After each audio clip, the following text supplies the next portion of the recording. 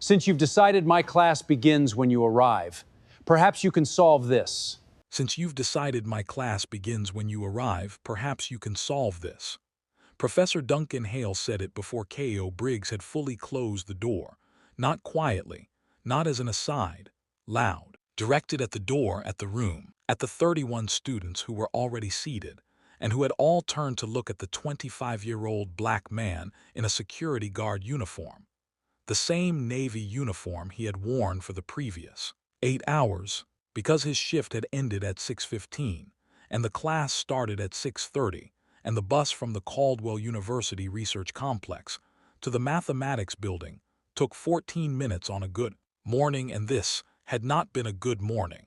Hale was already at the board. The board behind him was covered, dense, precise notation spreading across 3 panels, the kind of problem that accumulates over multiple lectures, and that the students who had been present for those lectures had a fighting chance of following. K.O. had been present for all of them. He had the notes. He had read the textbook. He had done the problem sets at 2 in the morning after his security shifts, at the small desk in his apartment on Carey Street, with a lamp that flickered when the building's heat kicked on. He was 6 minutes late, he said. "I apologize, Professor Hale. My shift ran," Hale said. "The board." He pointed at it with his marker. The board held a partial proof, a graduate-level topology problem that the class had been building toward for 3 sessions. The notation was in Hale's cramped, characteristic hand, ending in a deliberate blank space where the next step should be. The room was very still, 31 students watching, some uncomfortable, some curious, some with the specific, uncomfortable alertness of people who understand they are watching something that has moved past pedagogy into territory they cannot name. Hale said, "You're familiar with the problem." K.O. looked at the board. He looked at it the way certain people look at things, not scanning, not performing, but reading. Moving through it the way you move through a text you know well, finding the thread, following it. He said, "Yes, sir," Hale said. "Then solve it, since you're here." K.O. set his backpack on the floor beside the nearest empty seat. He walked to the board. He picked up the marker. What happened in the next 4 minutes in room 214 of the Caldwell University Mathematics Building was the kind of thing that very few people in that room had the specific knowledge to fully appreciate in real time, but everyone in the room understood something was happening. Everyone, including Duncan Hale. In 16 days, the thing K.O. wrote on that board would be reprinted in a mathematics journal, not as a student exercise, as an original contribution. Fate had been in room 214 long before K.O. walked in 6 minutes late. Fate had been waiting for exactly this. Subscribe before we go further, because the part of this story that stays with you is not what K.O. wrote on the board. It's what he had in his jacket pocket when he walked through that door. Caldwell University's mathematics PhD program admitted 8 students per year, from 214 applications. K.O. Briggs had been accepted with a full scholarship recommendation from the admissions committee. He had not received the scholarship. This was not an accident. The scholarship, the Caldwell Graduate Mathematics Fellowship, funded by a private endowment, was awarded annually at the discretion of the department's scholarship committee. The committee consisted of 3 faculty members. Duncan Hale was one of them. The scholarship had gone to a different applicant. This was Hale's prerogative. Scholarship committees had discretion. There was no appeal process written into the fellowship terms. What this meant practically was that K.O. Briggs was in the PhD program, accepted on his academic record, which was extraordinary, without the financial support that made the PhD program survivable for a student who had no family money, no savings, and a mother in Richmond who was a seamstress. He worked the night security shift at the Caldwell University Research Complex. 8 hours, 5 nights a week minimum. The shift paid $17 an hour and provided a health insurance option that he could not afford but maintained anyway because the alternative was worse. He slept from 6:30 in the morning to 12:30 in the afternoon on most days. He attended afternoon classes. He did his coursework from midnight to 3 a.m. between security rounds. He had been doing this for 7 months. His GPA was 3.94. He had not missed a class until today, 6 minutes. He had been 6 minutes late because the bus was 6 minutes late because there was construction on Broad Street that had not been there yesterday.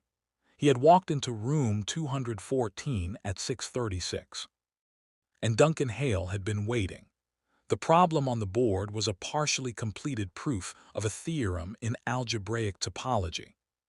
Specifically, it was the beginning of a demonstration of the Seyfert-Van Kampen theorem, applied to a specific class of topological spaces, graduate material, complex material, the kind of thing that separates students who are learning the field from students who are beginning to move inside it.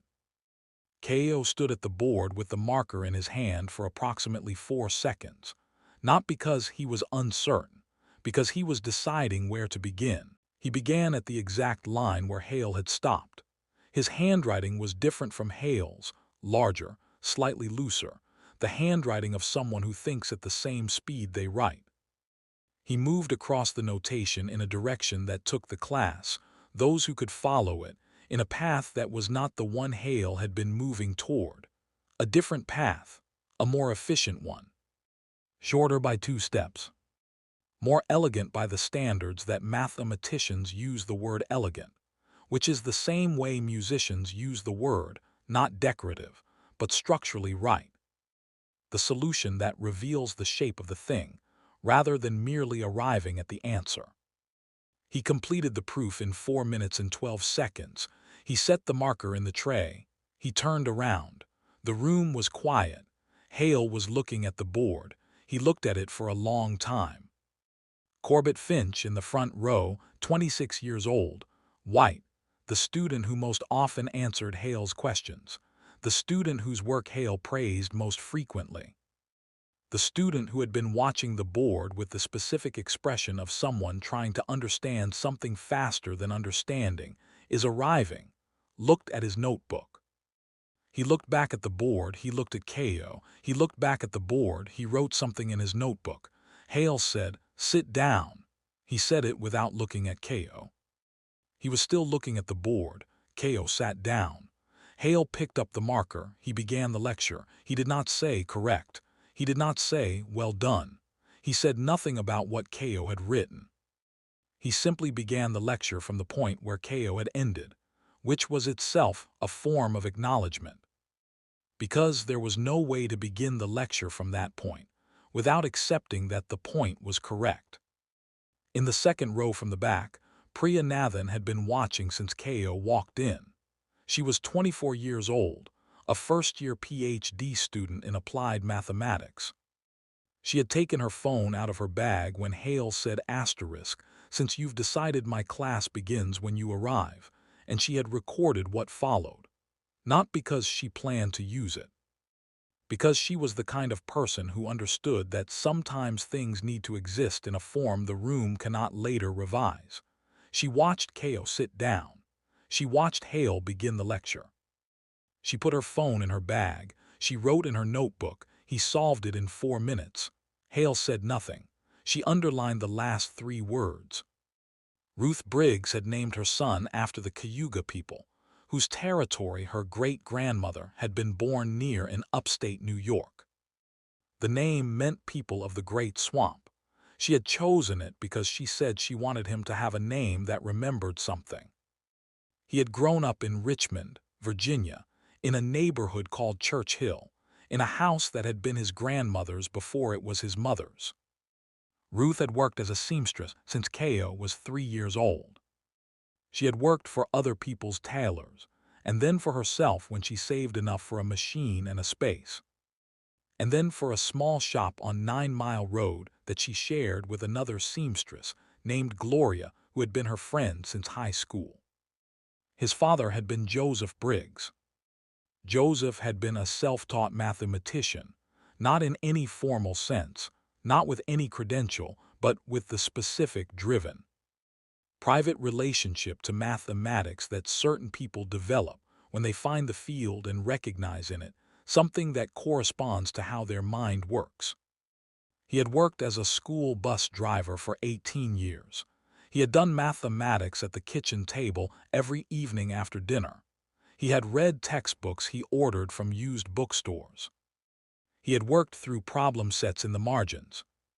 He had corresponded by email with two academic mathematicians who had found his work through a hobby mathematics forum and who had taken him seriously, not as a curiosity, but as someone doing real work. He had died of a brain aneurysm when Ko was 16. What he left, among other things, was a proof. A partial proof, incomplete on paper, several pages long, of a problem in number theory that he had been working on for 4 years. He had gotten further than he knew. He had gotten, in fact, to a stopping point that was very close to complete. He had not finished it. Ko had been working on finishing it for 9 years. He carried the most recent version, the version with his own additions, his own handwriting alongside his father's in the margins, in his jacket pocket. It was folded into a small rectangle. Graph paper, 4 pages folded twice. He carried it always. The way certain people carry certain things, not as a relic, not as a good luck object, but as a working document that happened to also be the last thing his father was building. He was close. He knew he was close. He had known since the previous Thursday that he was close, because something in the algebra of the last section had resolved in a way that suggested the completion was one more step away. And that one step had been clarifying in his mind for 5 days, while he did security rounds at the Caldwell Research Complex. It had clarified at 4:17 on Tuesday morning. He had written it on the graph paper in the hallway outside Lab 7 of the research complex, with the emergency exit sign lighting his work. He had folded the paper back into his jacket pocket. He had finished his shift. He had taken the bus. He had walked into room 214 6 minutes late. He had carried the proof of his father's work in his pocket the entire time. Nobody in that room knew it. Professor Ida Stills had been Ko's graduate advisor since he arrived at Caldwell. She was 48 years old. She had her Ph.D. from MIT and had been at Caldwell for 11 years and had built, across those years, the specific reputation of someone who was both excellent at the work and completely unintimidated by the social architecture of academic departments. She had known, since September, that Ko Briggs was not receiving the financial support he should have received. She had looked at the scholarship committee records. She had seen Hale's comments on Ko's application, brief, dismissive, framed in language that was technically about fit and potential, but that, read carefully, said something else entirely. She had been building a case, not formally, not yet, gathering information the way careful people gather information when they know the moment is coming but have not yet determined when. She received a forwarded video from a graduate student named Priya Nathan on Tuesday morning. She watched it twice. She put her phone down on her desk. She picked it up. She called Dr.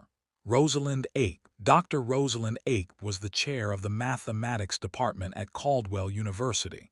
She was 54 years old.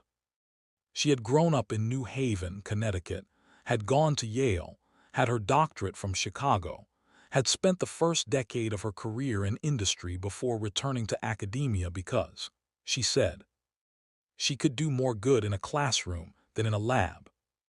She had been department chair for 3 years. She had known Hale for all 3 of those years and had spent those 3 years managing the specific, accumulated understanding of a department that ran well in most ways and ran badly in one particular way that she had not yet had enough to act on. She received Ida Stills's call at 8:47 on Tuesday morning. She listened for 11 minutes. She asked 2 questions. She looked at the scholarship committee records herself. She looked at Ko Briggs's academic file.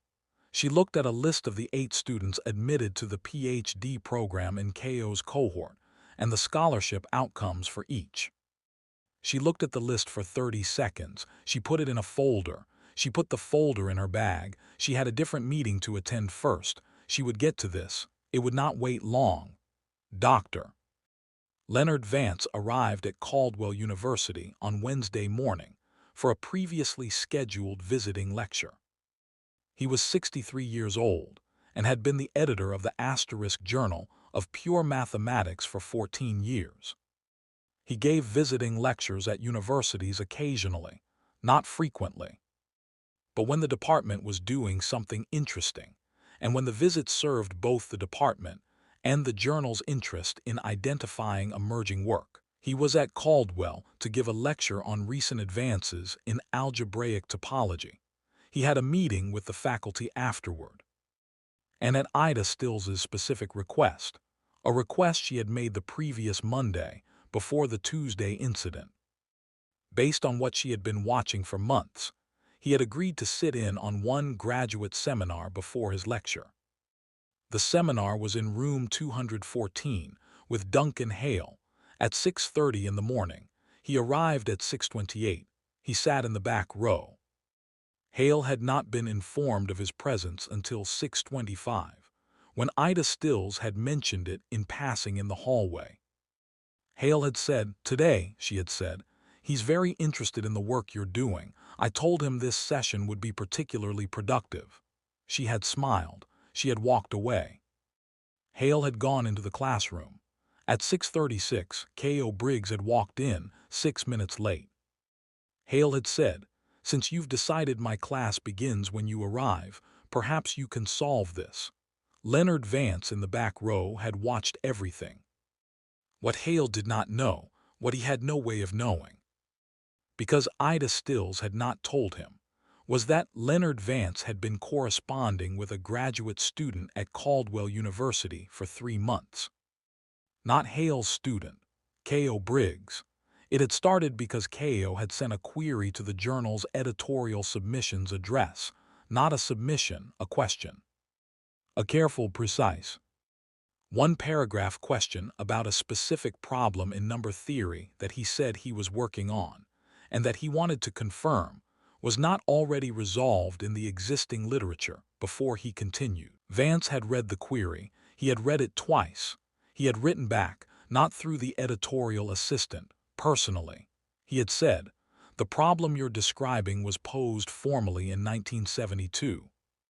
It has not been resolved. Several approaches have been attempted. I'm curious what direction you're pursuing." K.O. had replied with 6 paragraphs. Vance had read them and called Ida Stills. He had said, "Who is this student?" She had told him. He had been coming to Caldwell to sit in on a seminar for 3 months in the planning. He had been sitting in the back row of room 214 for 6 minutes when K.O. walked through the door. He had his notebook open. He had watched everything. He had been watching when K.O. picked up the marker. He had watched the 4 minutes and 12 seconds. He had seen the path K.O. took through the proof, the shorter one, the more elegant one, and he had recognized something specific about the way K.O. moved through the notation. It was the same structural instinct he had seen in the 6 paragraphs K.O. had sent him 3 months ago. The same mind, the same efficiency, the same quality that is not intelligence exactly, because intelligence is common enough, but the specific, rarer quality of someone who sees the shape of a problem, the way other people see the shape of a room. He had put his pen down on his notebook. He had sat back. He had watched Hale say asterisk sit down without acknowledging what had just been demonstrated. And he had made a decision in the back row of room 214 that he had been building toward for 3 months. The visiting lecture was at 2 in the afternoon in the main mathematics auditorium. 90 seats, full. Graduate students, faculty, a few undergraduates who had heard something was happening. Vance was at the front. Hale was in the 3rd row. K.O. was in the 7th row, on the aisle. Still in his security uniform, because there had not been time to go home between the morning class and the lecture. And he had come anyway because Leonard Vance giving a lecture on algebraic topology at Caldwell was not something you missed, because you were embarrassed about your clothes. The lecture was excellent, 45 minutes.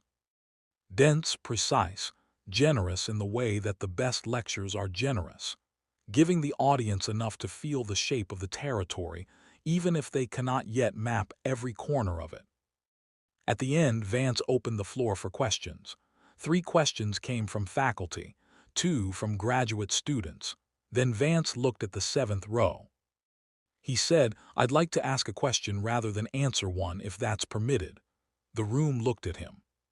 He said, "There is a student in this room who sent me a query in October about a problem in number theory. I've been corresponding with him since then. I mentioned in my correspondence that I was coming to Caldwell." He paused. "What I didn't tell him was that I came specifically because I wanted to see how he works in a room." He looked at Ko. He said, "Mr. Briggs, this morning I watched you solve a problem in 4 minutes that I would estimate takes most graduate students in this field between 12 and 20 minutes of active work. You took a more efficient path than the one being demonstrated. Would you like to tell this room what you were working from?"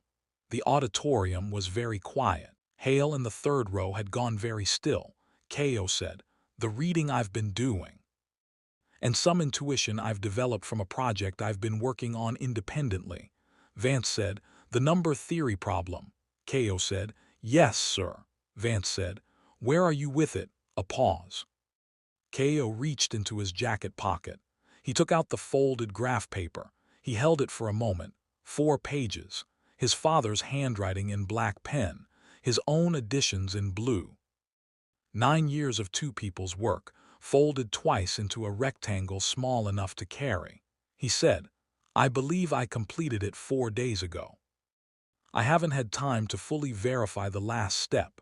Vance looked at the paper in Ko's hand. He said, "May I see it?" Ko walked to the front of the auditorium. He handed Vance the folded graph paper. Vance unfolded it. He read. The auditorium was completely silent. He read for 7 minutes, not quickly, carefully. The way an editor of 14 years reads something he is trying to fully understand before he responds to it. He turned the last page. He looked at Ko. He said, "Who started this?" Ko said, "My father. He worked on it for 4 years. He didn't finish it. He died when I was 16, Vance said, "and you continued it." Ko said, "For 9 years. Vance looked at the paper. He looked at the room. He said, "This is a completed proof of a problem that has been open for 52 years. The approach in the first section, your father's work, is original. The completion in the last section is original. And the bridge between them, which I believe is Mr. Briggs's contribution, is—" He paused. "It is exactly what I expected from the person who solved the topology problem in 4 minutes this morning." He folded the paper. He held it out to Ko. Ko took it. He held it. Hale was in the 3rd row. He was looking at his hands. Dr. Rosalind Ape, who was sitting in the 4th row, had taken the folder from her bag. She had opened it. She was looking at the scholarship committee records. She was ready. The department meeting happened the following morning. Ape's office. Hale present. Ida Stills present. Ko Briggs present, at Ape's specific invitation. Ape put the folder on the desk. She said, "The Caldwell Graduate Mathematics Fellowship was awarded last year to a student whose application received committee support from all 3 members, including Professor Hale." She looked at Hale. She said, "Ko Briggs's application received support from 2 of 3 committee members. Professor Hale's comments on the application are in the file. I've read them. I've had 3 outside readers evaluate them in the past 48 hours. Faculty members from departments outside mathematics. Asked to assess the comments for consistency with the criteria." She paused. 2 of 3 outside readers found the comments inconsistent with the stated criteria and consistent with an unmeasured factor not identified in the fellowship guidelines. Hale said, "Scholarship committees have discretion," she said. "They do. And that discretion is subject to review when the pattern of its exercise raises questions the department cannot ignore. She put 3 sheets of paper on the desk. These are the scholarship outcomes for the last 6 years. I want you to look at them. He looked at them. She said, I want you to identify for me the demographic pattern in the outcomes for the years you were on the committee. He did not respond. She said, I'll do it for you. In the 4 years you served on the committee, the fellowship was awarded to a black student once. In the 2 years before you joined the committee, it was awarded to black students in both cycles. She looked at him. That is a pattern. It may not be the only explanation for the pattern. But the pattern exists and the department has an obligation to address it.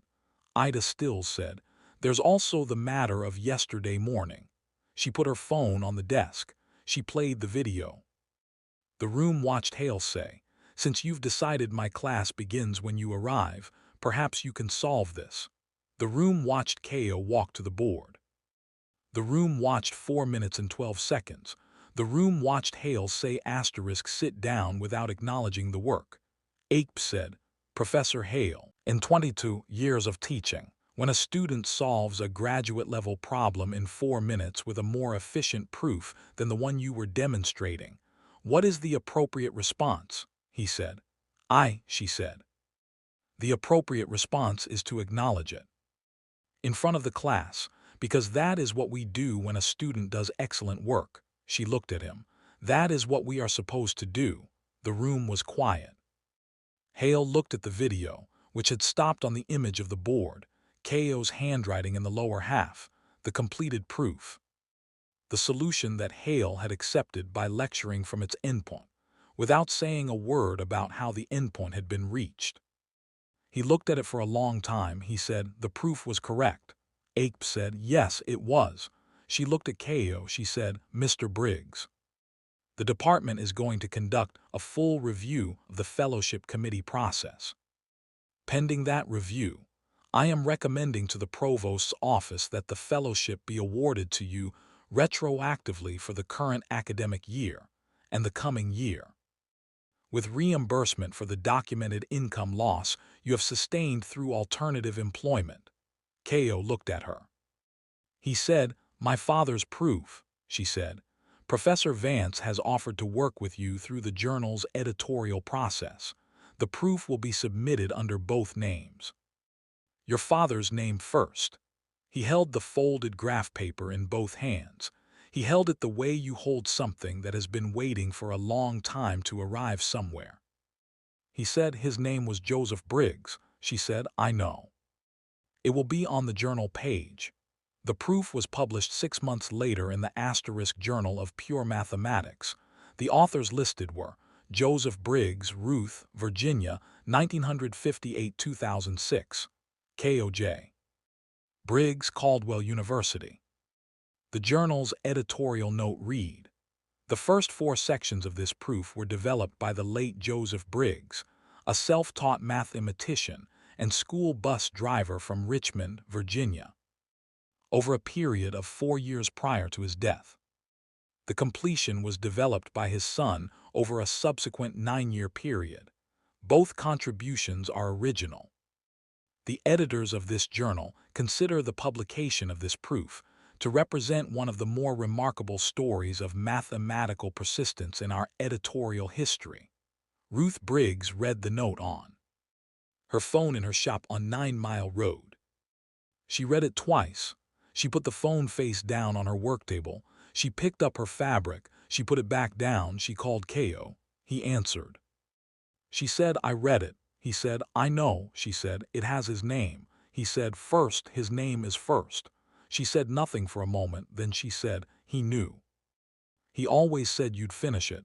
He said, he left enough to finish. She said, he left you. They were quiet together for a moment. The phone line opened between Richmond and Caldwell University, between a seamstress at her work table and a PhD student in his first real office with a window that faced east. He said, Mom, she said. Yes, he said, I carried it every day. She said, I know, baby. She said, I know. Duncan Hale did not lose his position. That is important to say. He remained at Caldwell. He remained in the department. He did not remain on the scholarship committee. The fellowship review resulted in a formal revision of the committee process, rotating membership, mandatory documentation of criteria application, external review of outcomes by the provost's office on a biennial schedule. Hale's written comments on Keogh's original application were placed in a departmental review file with a formal notation acknowledging that they did not meet the documented criteria standards. He taught the graduate topology seminar the following semester. On the first day of class, he spent 12 minutes discussing, in specific technical detail, a proof that had appeared in the Asterisk Journal of Pure Mathematics the previous month. He named the author. He said, "This is the kind of work this seminar is designed to enable." He did not look at any particular student when he said it. He did not need to. The students who had been in room 214 that morning knew exactly what he was doing. It was not enough, but it was something. And something, after a long silence, is where certain things begin. K.O. Briggs was never the student nobody expected. He was the student nobody looked at carefully enough to see.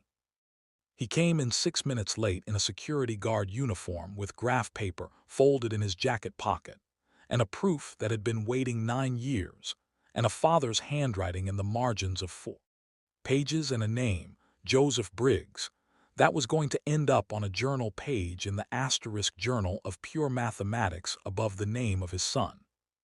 He walked to the board, he picked up the marker. He solved it in 4 minutes and 12 seconds, not for the room, not for Hale, not to prove anything to anyone who needed the proof.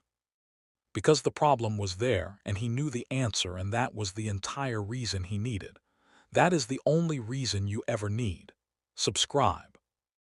Because somewhere right now, there is a 25-year-old in a uniform he wore all night carrying something in his pocket that the room has not yet seen. He's 6 minutes late. He walked in anyway. He always walks in anyway. The work is in his pocket. It's been in his pocket for 9 years. The room will see it when it's ready. He already knows what it says.